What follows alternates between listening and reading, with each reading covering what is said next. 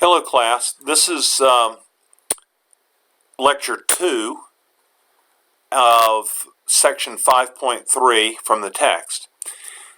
This we're going to get into exactly how Hess's law is used. We're going to go a little bit beyond what's in the slide deck, and I don't especially like the way what they're doing with the slide deck. So let's continue. The standard enthalpy of formation is an enthalpy change for a reaction in which exactly 1 mole of pure substance is formed from its constituent free elements. That's important. From its free elements in their most stable states under standard conditions. So the standard enthalpy of formation, superscript 0, standard states, of carbon dioxide gas is whatever its numbers are. And this is what it is physically, is that it's carbon in the solid state plus oxygen 2 in the gaseous state going to carbon dioxide gas. And this is actually an experiment that can be done. And the point about the tables is that they don't necessarily, first of all, they don't necessarily reflect experiments that are doable. And on the other hand, they allow you to calculate quantities for reactions you have not done.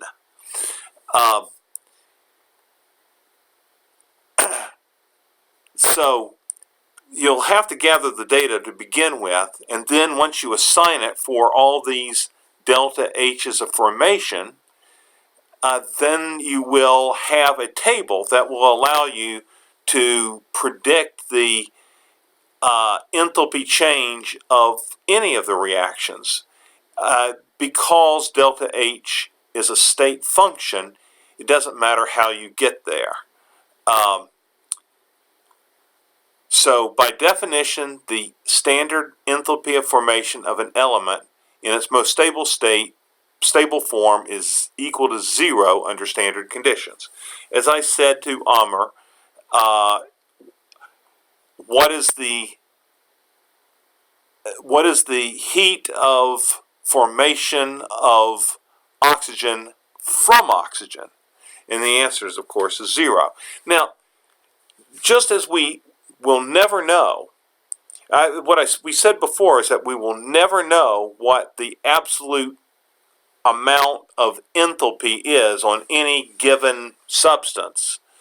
All we know is changes in enthalpy, and in this case, the change in enthalpy of the formation from the elements. So we use as our ground zero the elements in their most common form. Yep, I did not mean to do that.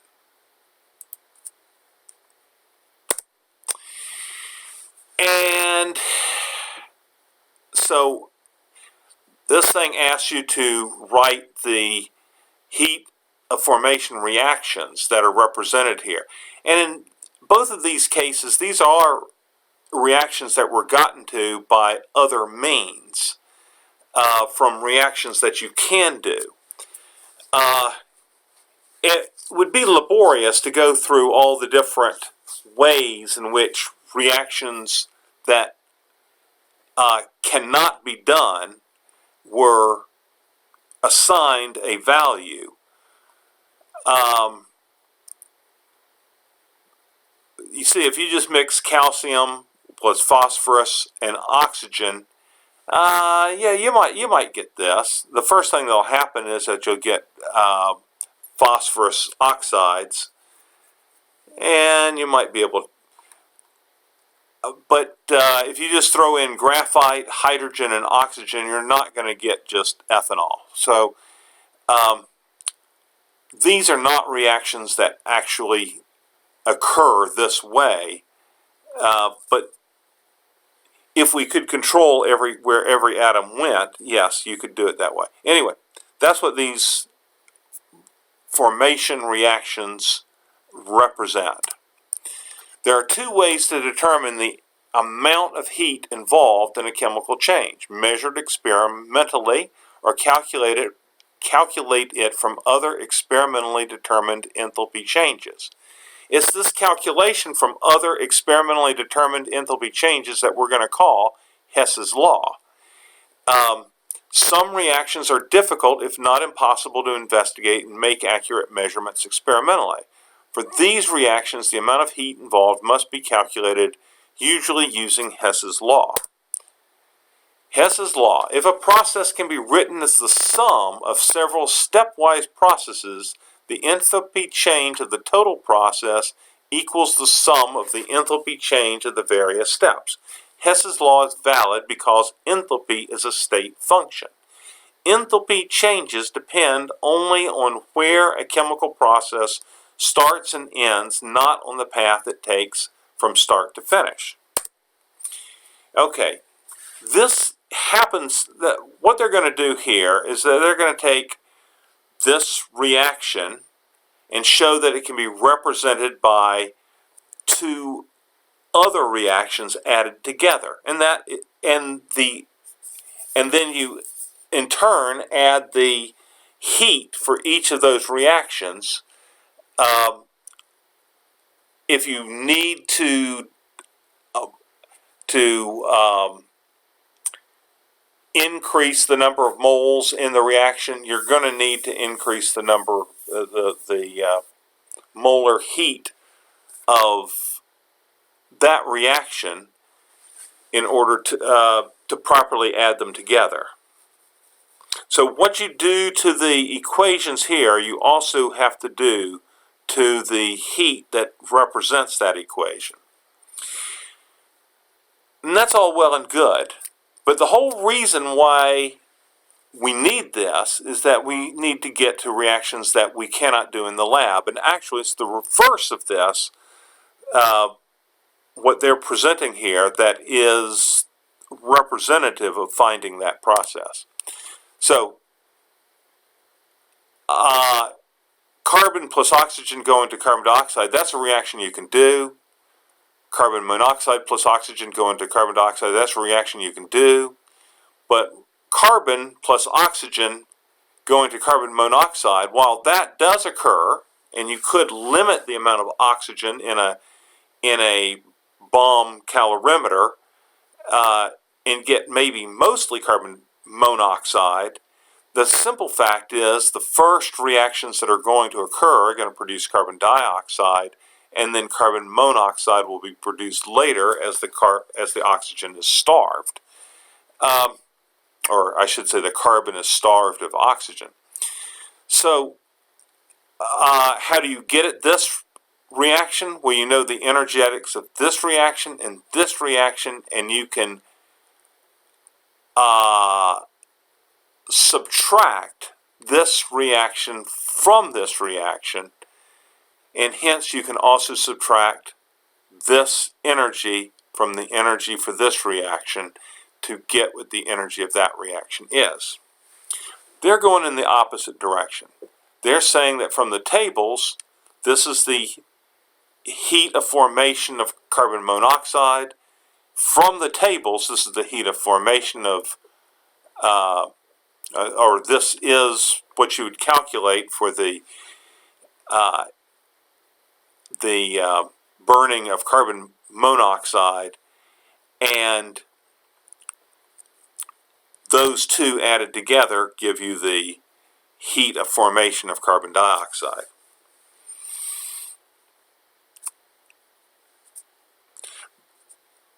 Of course, my point is that this is a doable heat of formation reaction. This is a non-doable heat of formation reaction. This is not a heat of formation reaction. This is another reaction, but you can measure as heat. But this reaction subtracted from this reaction gives you another heat of formation reaction that and it allows us to assign its enthalpy value by Hess's law. All right, so according to Hess's law, the enthalpy change of the reaction will be equal to the sum of the enthalpy changes of the steps. All right, that's Hess's law. We can also use Hess's law to determine the enthalpy change of any reaction if the corresponding enthalpies of formation of the reactants and products are available. The stepwise reactions we consider are decompositions of the reactants into their component elements, for which the enthalpy changes are proportional to the negative of the enthalpies of the formation of the reactants, followed by the recombination of the elements to give the products with the enthalpy changes proportional to the enthalpy of formation of the products. The standard enthalpy change of the overall reaction, therefore, is equal to the sum of the standard enthalpy of formation of all the products plus the sum of the negatives of the standard enthalpies of formation of the reactants. This is usually rearranged slightly to be written as follows. Okay, class, I took that gobbledygook that they had there and rewrote it. I reformatted it. So what you do is that these are the stoichiometric coefficients of each of the components of a reaction. So let's escape. Let's give an example here. We have C. Let's see. Let's take CH4 plus O2 goes to CO2 plus H2O. These are the reactants and these are the products. Now we need to balance this. That's going to be 1 and there's 4, so that's going to be 2. And now there are 2 oxygens here and 2 oxygens here. That would put a 2 right there. All right, and so what this is going to mean is that, let's grab a delta H of formation. Oh, I screwed up here. I needed to write,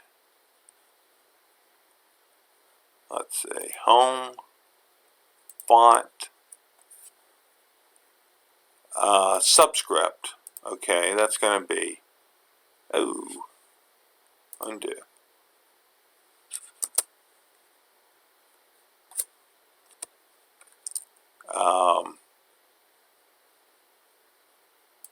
Font, subscript, F. There we go. And then space, back, subscript. Okay. F. Okay. So the heat of the reaction is equal to the sum of the stoichiometric coefficients times the heat of formation of the products minus the sum of the stoichiometric coefficients times the heat of formation of the products. This is our example reaction, and so let's write what this is going to be. So let's grab that, copy it, and put it down here, paste. So that is going to be products. You've got, let's grab that, copy. Ooh, that's not what we want. Copy, paste. So in this case, it's going to be delta H of formation of CO2. plus, notice the stoichiometric coefficient of 2 here, so it's going to be 2 times, paste, the heat of formation of H2O. And then it's going to be minus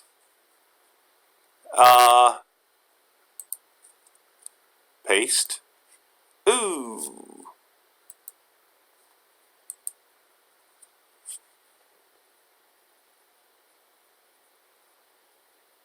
That's right.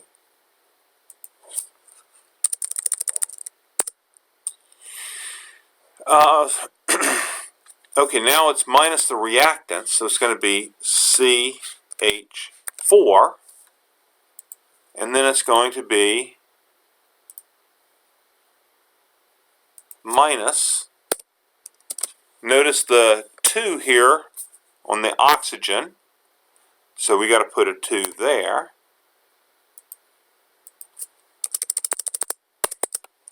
O2. Now each of these quantities, delta HF of CO2 and delta HF of H2O, can be found here. Delta HF0 of CH3 is right there, minus 74.6. Copy.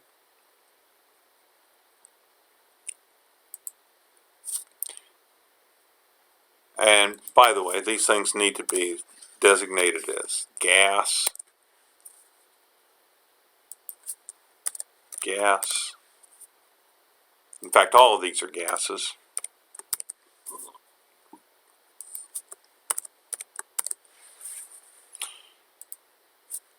So, boom,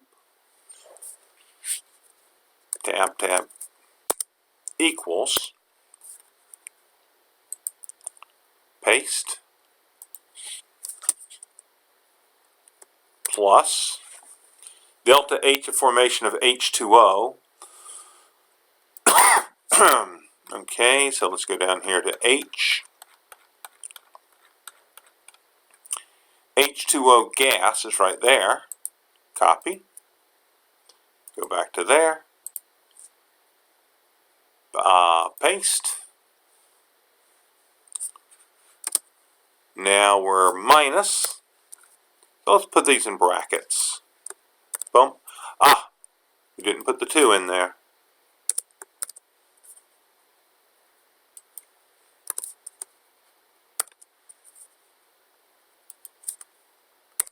Okay, minus delta HF of C.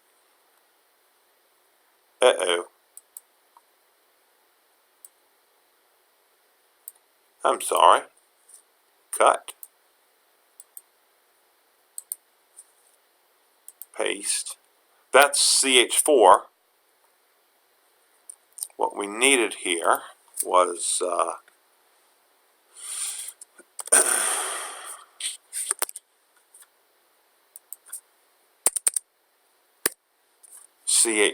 CO2. So let's go up to CO2.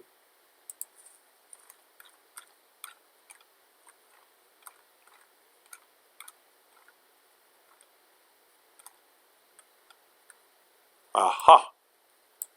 Copy.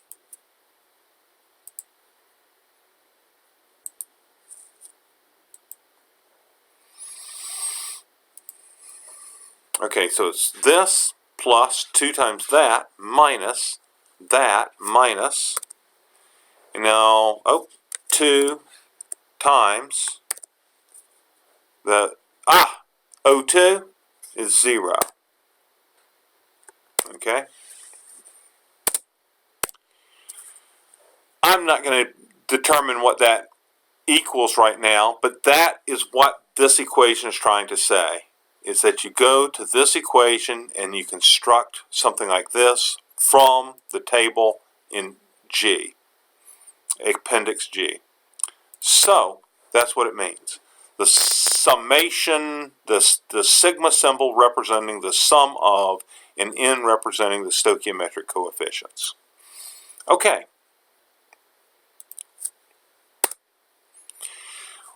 What is the standard enthalpy of formation change for this reaction? Use the special form of Hess's law given previously in the enthalpy formation values in Appendix G.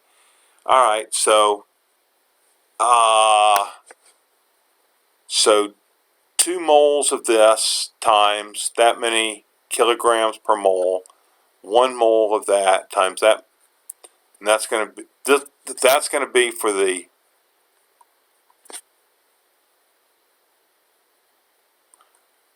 products first.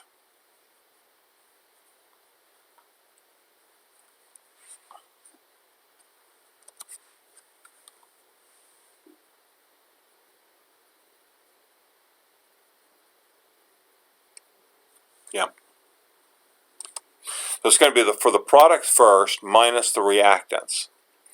So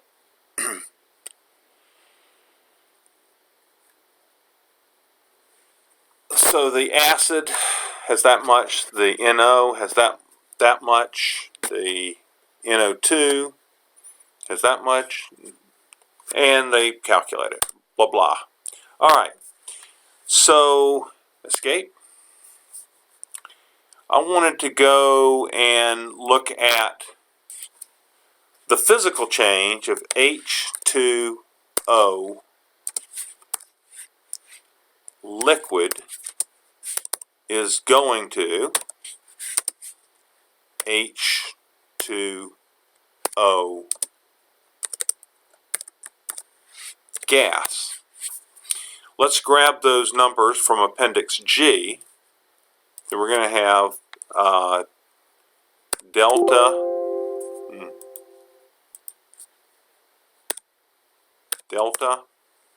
H for the reaction is going to equal, we got to get H2O gas. Alright, so we go down here. I don't know if it's going to be in H or O. Okay, H2O gas. Copy. Paste. And then we grab H2O liquid. This one. Copy. Paste.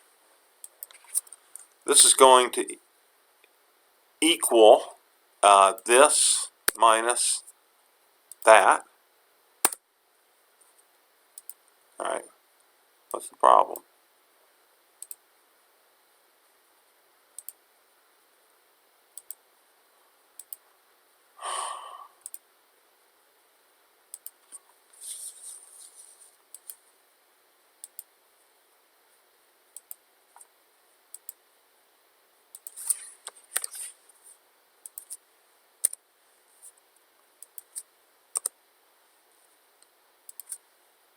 It's not working.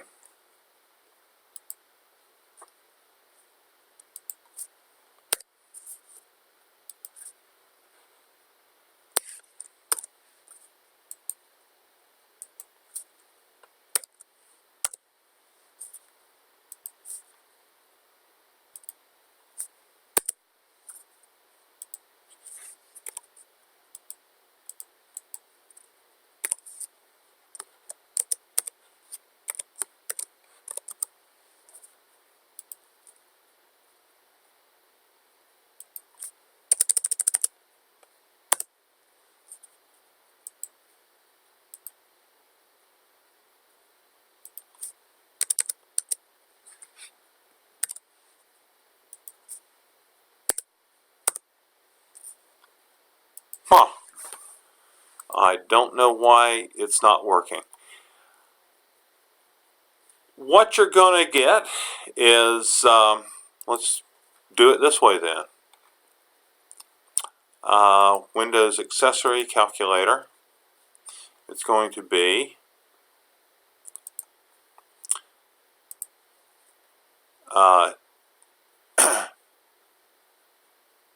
2, 4, 1 285.82 plus 285.83 equals. What you get is 440 kilojoules per mole. And that is the latent heat of vaporization for water at laboratory conditions. It's very slightly different from that at the boiling point of water. It's about 40 kilojoules per mole. And anyway, that is my pedantic example of how even a physical process can be used to understand how the thermodynamic tables are used. Okay, that's it. Thank you very much. I'll have to figure out what's going on here. Bye.